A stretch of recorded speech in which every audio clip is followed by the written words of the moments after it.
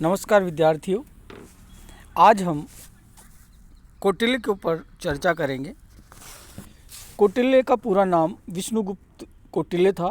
विद्वानों में कौटिल्य के नाम को लेकर मतभेद हैं। कुछ विद्वान कौटिल्य का पूरा नाम विष्णुगुप्त चाणक्य भी बताते हैं, किंतु स्वयं कौटिल्य ने अपने अर्थशास्त्र के प्रत्येक अध्याय के प्रारंभ और अंत में ग्रंथ के लेखक के रूप में कौटिल्य के नाम से उल्लेख किया है तथा ग्रंथ के अंत में विष्णुगुप्त लिखा हुआ है। अर्थशास्त्र में राज्य की सुरक्षा के उपायों के विवेचन के क्रम में कौटिल्य ने अनेक ऐसे उपायों का चित्रण किया है जिसमें सामान्य नैतिकता नहीं है, इसलिए इस कुटिलता की या धूर्तता के अर्थ में इसे लिया जाता है और इसीलिए हो सकता है कौटिल्य शब्द का उल्लेख किया गया हो। कौटिल्य के काल के विषय में विद्वानों में मतभेद है। The Cambridge history of India में अर्थशास्त्र की रचना का समय 300 वर्ष ईसा पूर्व माना गया है। B.S. सालेटोर ने कौटिल्य के काल और अर्थशास्त्र के रचना काल का व्यवस्थित विवरण देने का प्रयत्न किया और कहा कि कौटिल्य का काल 400 से 300 ईसा पूर्व निर्धारित है। कौटिल्य के जन्म स्थान के विषय में भी एकमतता नहीं है। उन्होंने नालंदा विश्वविद्यालय में पहले अध्ययन किया और बाद में वहाँ अध्यापन, यानी पहले शिष्य रहे फिर वहाँ गुरु बन गए। संभवतः यहीं एक शिष्य के रूप में उनका परिचय चंद्रगुप्त से हुआ और चंद्रगुप्त आचार्य की विद्वता से प्रभावित हुआ और आचार्य कौटिल्य ने चंद्रगुप्त की योग्यता से प्रभावित होकर अपना शिष्य बनाया और उसे अंत में मगध का शासक बनाया। मगध में उस समय नंद वंश के महानंद का राज्य था। आपके इतिहास होगी तो पता होगा। ये स्पष्ट नहीं है कि कौटिल्य मगध की ओर प्रस्थान अपने प्रकांड ज्ञान का प्रसार करने के लिए किया था या चंद्रगुप्त ने आचार्य को अपनी सहायता के लिए आमंत्रित किया था। यह संभावना तार्किक लगती है कि मगध में आचार्य को स्वयं चंद्रगुप्त ने आमंत्रित किया, क्योंकि चंद्रगुप्त अपने पितृ राज्य में युवराज का पद का अधिकार होते हुए भी अनेक राजनीतिक कारणों से इस अधिकार को प्राप्त करने से वंचित हो गए थे। एक दृढ़ निश्चयी और अक्षुण्ण इच्छा शक्ति से युक्त विद्वान के रूप में कौटिल्य की ख्याति को एक घटना से जोड़कर देखा जाता है। वो घटना यह है कि उस समय महानंद का महामंत्री सक्टार महानंद से किसी कारण से रुष्ट था और वह ऐसे व्यक्ति की खोज में था जो नंद वंश का नाश कर सके। उसी समय सक्टार की भेंट मगध में भ्रमण कर रहे कौटिल्य से हुई, जो उसके पाँव में क्या कहें कांटा चुभ गया था। तो उस कांटे को निकालने के बाद वो मार्केट से मट्ठा खरीदता और उसकी जड़ों में डाल देता, जिससे वो कांटा जिस पौधे के लगा हुआ बना था, यानी कि उसको समूल नष्ट करने का प्रयत्न करता। तो सक्टार को आचार्य की दृढ़ निश्चय, उत्कृष्ट विद्वता था, राज्य के सैद्धांतिक और व्यवहारिक पक्षों के अभूतपूर्व ज्ञान आदि गुणों के आधार पर यह विश्वास हो गया कि यह क्रोधी ब्राह्मण यदि नंद वंश के नाश का बीड़ा उठा ले तो नंद वंश का अंत अवश्य होगा। सक्टार को राजा ने किसी समारोह के लिए कुछ ब्राह्मणों को आमंत्रित करने का काम सौंपा था। उसने राजा की ओर से कौटिल्य को इस समारोह में आमंत्रित किया और उस समारोह में कौटिल्य के लिए एक उच्च आसन की व्यवस्था की गई। ब्राह्मणों के दर्शन के लिए जब महानंद उपस्थित हुआ तो कृष्ण वर्ण के कौटिल्य पर उसकी दृष्टि पड़ी। राजा ने क्रुद्ध होकर कहा, यह चांडाल यहाँ क्यों बुलाया गया है। कौटिल्य ने इसे अपना अपमान सहन समझा और उसे सहन नहीं कर सका और उसने आसन से उठकर सभा में ही अपनी जो चोटी है, सिक्का है, उसको खोलते हुए प्रतिज्ञा की कि जब तक मैं ये सिक्का नहीं बांधूंगा, जब तक नंद वंश को समूल नष्ट ना कर दूं।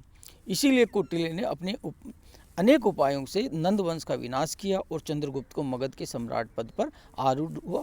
ये एक कहानी थी छोटी सी कि कैसे मगध का विनाश करने का संकल्प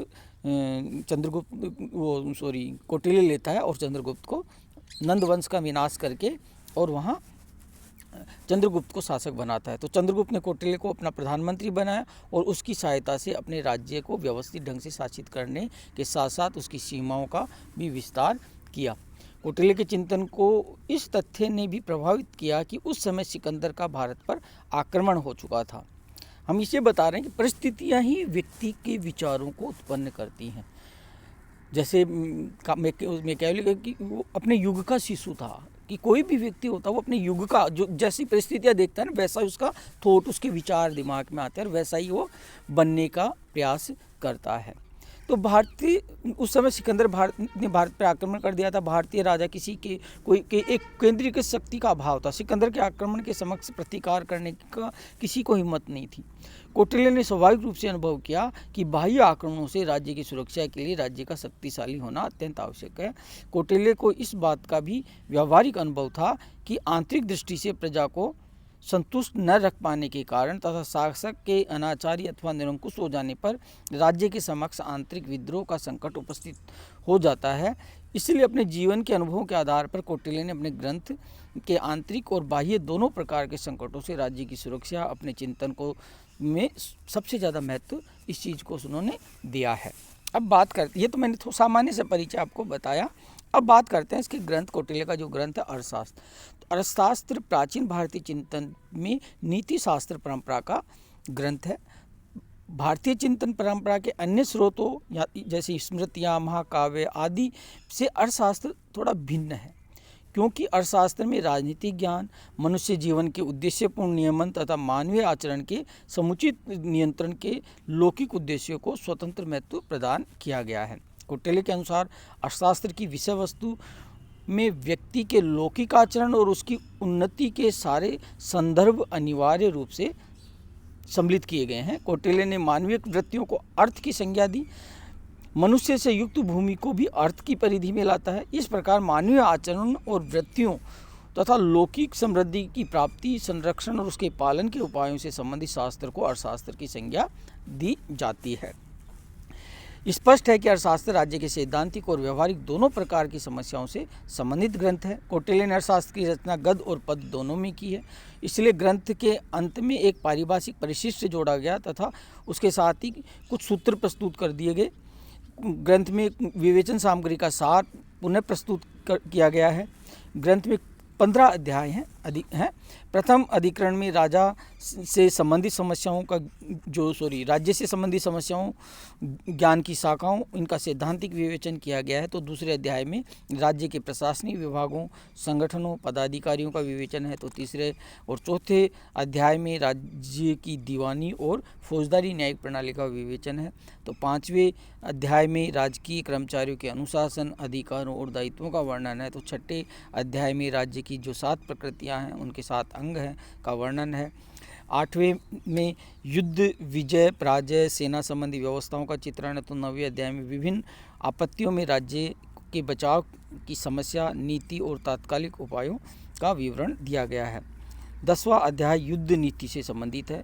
11वें अध्याय में आपातकालीन स्थिति में शत्रु के नाश अथवा उसके विकास, उसको वश में करने के उपायों, साथ ही विजेता द्वारा विजित के प्रति किए जाने वाले व्यवहार का वर्णन है। तो 12वें और 13वें अध्याय में विशिष्ट परिस्थितियों में राजा के द्वारा जो अपनाए जाने वाले रक्षा संबंधी उपायों का विवेचन है। तो 14वें अध्याय में शत्रु नाश के लिए विषैले औषधियों, मंत्रों आदि का वर्णन है। 15वें अध्याय में परिभाषिक है, इसमें विभिन्न प्रसंगों में ग्रंथ में प्रतिपादित जो विचार हैं उनका अर्थ विन्यास के लिए सूत्र प्रस्तुत किए गए हैं। तो कौटिल्य ने अपने ग्रंथ में अनेक स्थलों पर संकेत दिया है कि उन्होंने अपने पूर्ववत समस्त राजनीतिक चिंतकों के विचारों का भलीभांति विवेचन, मूल्यांकन करने के उपरांत इस ग्रंथ की रचना की है। अब बात आती है अर्थशास्त्र में राजनीतिक ज्ञान का महत्व। प्राचीन भारतीय ग्रंथों में राजनीतिक ज्ञान को दंड नीति की संज्ञा दी गई है। कौटिल्य के अर्थशास्त्र में दंड नीति को ज्ञान की स्वतंत्र और स्वायत्त शाखा के रूप में महत्व दिया गया है। अर्थशास्त्र स्मृतियों की तुलना में एक भिन्न दृष्टिकोण वाला ग्रंथ है और अलग दृष्टिकोण प्रस्तुत करता है। मनुस्मृति में दंड नीति का प्रयोग मुख्य रूपता से नहीं किया गया, बल्कि राजकीय दायित्वों और अधिकारों, राज्य और प्रजा के संबंधों के निरूपण के प्रकरण को राजधर्म की संज्ञा दी गई है। जहाँ मनुस्मृति संपूर्ण समाज के लिए एक आचार संहिता प्रस्तुत करती है, राजनीतिक व्यवस्था को पूर्ण सामाजिक व्यवस्था का एक भाग मानकर चित्रित करती है, कौटिल्य के अर्थशास्त्र में दंड नीति के स्वतंत्र महत्व को स्पष्ट किया गया है। कौटिल्य ने ज्ञान की 4 शाखाओं का चित्रण किया है। त्रयी, वार्ता, आनुवंशिकी और दंड नीति। ज्ञान की कितनी शाखाएं? 4। त्रयी, वार्ता, आनुवंशिकी और दंड नीति। ज्ञान की शाखाओं को कौटिल्य ने विधा का नाम दिया और यह स्पष्ट किया कि जिससे किसी विशेष संदर्भ में उचित अनुचित कर्तव्य का ज्ञान होता है उसे विद्या कहते हैं। अब अपन ये त्रयी, वार्ता, आनुवंशिकी और दंड नीति का अर्थ समझते हैं। त्रयी का संबंध नैतिक, आध्यात्मिक और पारलौकिक से है कि कौटिल्य ने वेदों व वेदांगों के ज्ञान, नैतिकता, आध्यात्मिक विषयों से सम्मिलित किया है। सामाजिक विषयों को भी त्रयी के अंतर्गत ही सम्मिलित किया गया है। कौटिल्य ने वार्ता में कृषि, पशुपालन, उद्योगों तथा ऐसे विषयों को सम्मिलित किया है जो भौतिक उपलब्धियों और संपत्ति आदि के अर्जन से संबंधित हैं। त्रयी और वार्ता के प्रति किए जाने वाले प्रयत्नों में तर्क, विवेक, न्याय की प्रयुक्ति को कौटिल्य ने आनुवंशिकी की संज्ञा दी है। आनुवंशिकी वह मापदंड है जिसके द्वारा व्यक्ति के नैतिक, भौतिक उद्देश्यों के लिए किए जाने वाले प्रयत्नों को संतुलित किया जा सकता है। इसके अतिरिक्त आनुवंशिकी की सहायता से त्रयी और वार्ता द्वारा अर्जित लाभों तथा नैतिक और भौतिक उपलब्धियों के समुदाय में न्याय सम्मत वितरण को सुनिश्चित किया जा सकता है। कौटिल्य ने दंड नीति को त्रयी, वार्ता, आनुवंशिकी के भली भांति क्रियान्वयन के लिए उत्तरदायी माना। इस प्रकार कौटिल्य के अनुसार त्रयी, वार्ता, आनुवंशिक त्रयी वार्ता मनुष्य के जीवन के नैतिक और भौतिक प्रयोजनों, तो आनुवंशिकी इन प्रयोजनों में तर्क, विवेक और न्याय के प्रयोग तथा इस प्रकार इसके मध्य न्याय सम्मत संतुलन बनाए रखने के मापदंड को, तथा दंड नीति मनुष्य के जीवन में लौकिक और पारलौकिक उद्देश्यों को आनुवंशिकी के अनुसार घटित करने के दायित्व की पूर्ति के द्वारा परिवर्तन की संस्थागत व्यवस्था को व्यक्त करती है। दंड नीति ही त्रयी, वार्ता और आनुवंशिकी के अनुसार नियम के लिए अंतिम रूप से उत्तरदायी है। कौटिल्य का मत है कि यदि दंड नीति न हो तो त्रयी, वार्ता और आनुवंशिकी का सुनिश्चित होना संभव नहीं है। दंड नीति का कार्य तो आनुवंशिकी के मापदंड से अनुशासित व निर्देशित करते हुए व्यक्ति के जीवन के भौतिक यानी वार्ता और नैतिक त्रयी के मध्य जो उद्देश्यों के मध्य संतुलन बनाए रखना है। इस प्रकार कौटिल्य ने ज्ञान की विभिन्न शाखाओं के माध्यम से यह प्रतिपादित करने का प्रयास किया कि राजनीतिक ज्ञान को स्वतंत्र स्तर प्रदान किया गया। राजनीतिक सत्ता के उपयोग पर नियंत्रण की आवश्यकता को भी स्पष्ट किया गया है। कौटिल्य ने ज्ञान संबंधी विचारों के प्रभाव का विश्लेषण आगे के प्रसंगों में किया है, हम पढ़ेंगे। अभी अपन राज्य की उत्पत्ति के संबंध में बात करेंगे। कौटिल्य ने राज्य की उत्पत्ति के समझौतेवादी सिद्धांत का संकेत दिया है कि अर्थशास्त्र में ये वर्णन है कि संसार में अराजकता विद्यमान रहने की स्थिति में भयंकर दुखों और निरंतर असुरक्षा की भावना से पीड़ित होकर जन समुदाय ने मनु के समक्ष उपस्थित होकर उनसे राजपद को धारण करने तथा संप्रभु शक्ति के उपयोग के माध्यम से प्रजा के आचरण को नियंत्रित और नियमित करने की प्रार्थना की। प्रजा ने मनु को आश्वासन दिया कि इसके प्रतिफल में जनता शासन के प्रति सदैव आज्ञाकारिता का भाव धारण करेगी तथा निश्चित सिद्धांतों के अनुसार अपनी आय और अर्जित संपदाओं में से निश्चित भाग कर के रूप में राजा को प्रदान करेगी ताकि उसे राजकीय दायित्वों को पूरा करने के लिए साधन उपलब्ध हो सकें। यह स्पष्ट होता है कि कौटिल्य राज्य को एक प्राकृतिक संस्था या दैवीय उत्पत्ति का परिणाम नहीं मानता है, बल्कि राज्य की उत्पत्ति को कौटिल्य द्वारा दो तथ्य बताता है कि राज्य मानवीय प्रयत्नों का परिणाम है तथा मनुष्य ने स्वयं राज्य की सत्ता को अपनी सुरक्षा और कल्याण के लिए स्वीकार किया है। लोगों द्वारा राज्य के बाध्यकारी नियंत्रण को अपनी सुरक्षा और कल्याण के हित में स्वीकार करने के प्रस्ताव तथा मनु द्वारा प्रथम शासक के रूप में इस प्रस्ताव को स्वीकार कर लेने के परिणाम स्वरूप राज्य की उत्पत्ति हुई। तो इससे स्पष्ट होता है कि कौटिल्य ने आधुनिक जो समझौतावादी विचारक हैं होब्स, लोक, रूसो की भांति राज्य को भी एक समझौते का परिणाम माना। कौटिल्य ने राज्य से पूर्व की अवस्था का जो चित्रण किया है वो होब्स की प्राकृतिक अवस्था से मिलता जुलता है। कौटिल्य ने कहा कि उस अवस्था में मत्स्य न्याय प्रचलित था। इस स्थिति में औचित्य का नहीं अपितु भौतिक शक्ति का बोलबाला था। ऐसी किसी संस्था के अभाव में जो दुर्बलों की रक्षा कर सके, दुर्बलों को बलवानों द्वारा पीड़ित किया जाता था, होब्स ने राज्य से पूर्व की अवस्था को प्राकृतिक अवस्था माना, जिसमें न राज्य था, न समाज, और न ही उचित अनुचित भेद करने के लिए कोई मापदंड ही थे। कौटिल्य ने राज्य से पूर्व की अवस्था को प्राकृतिक अवस्था नहीं, अराजक अवस्था कहा। इसका यह अर्थ है कि कौटिल्य ने यह नहीं माना कि उस अवस्था में समाज का भी अस्तित्व नहीं था। कौटिल्य ने होब्स के दृष्टिकोण के मध्य अंतर का महत्व राज्य की प्रकृति के विवेचन से होता है। होब्स ने राज्य की शक्ति अनियंत्रित है, क्योंकि उसके राज्य के बिना औचित्य कोई मापदंड नहीं है।